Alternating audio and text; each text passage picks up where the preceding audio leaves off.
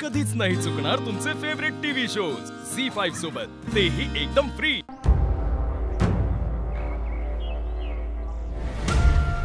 Daddy बसा की।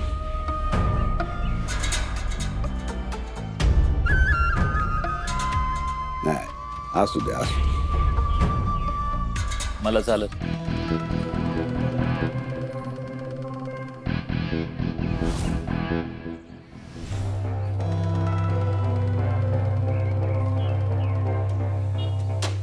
आमचं मेहुणं कुठं दिसत नाहीत।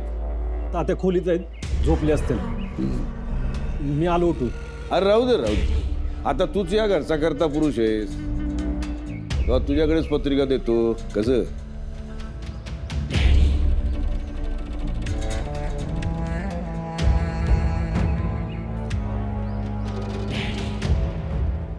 बघितलं, टोळलं होतं ना आपल्याला हलक्यातली पत्रिका देणार म्हणून।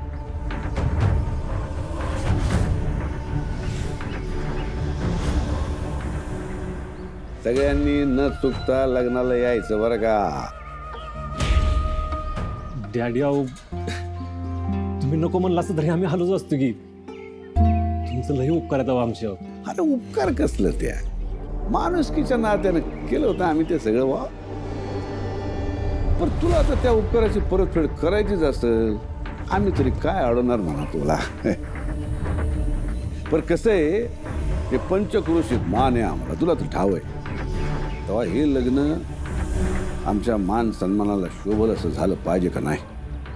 म्हणजे काय विषयच नाही तर ईशय सगळीकडे फक्त याच लग्नाचा ईशय निघाला पाहिजे, म्हणून हे लग्न नीट पार पाडायची जबाबदारी तुझी।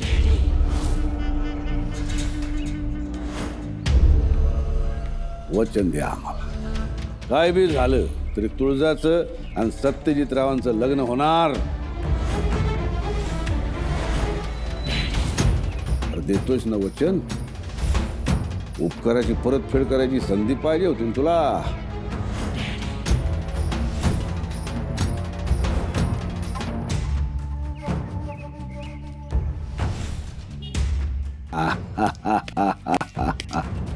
डॅडी मी तुम्हाला वचन देतो, हे लग्न व्यवस्थित पार पडत।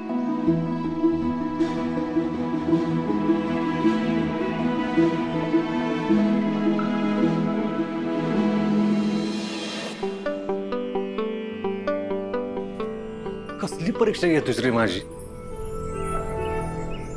आणि का घेतोयस? काय चुकलं माझं मला तरी कळू दे ना। आणि मी काय चुकीचं वागलो कोणावर बरं की तू सारखं मला असं अडचणीत टाकतोयस? एकीकडे तू जा मागं लागले सिद्धार्थशी लग्न व्हावं म्हणून, दुसरीकडे डॅडीने वचन घेतलंय। अरे तुझ्यासाठी सिद्धार्थच योग्य आहे, पण तुझं लग्न दुसरीकडे झालं तर डॅडींच्या माणसानं विषय। पण सिद्धार्थ तुझ्याला लय आनंदात ठेवल, पण हे लग्न डॅडींच्या मनाप्रमाणे झालं नाही तर त्यांना वाईट वाटेल। म्हणजे दोघांचं बी बरोबर आहे आणि दोघं बी माझ्या जवळचे आहेत।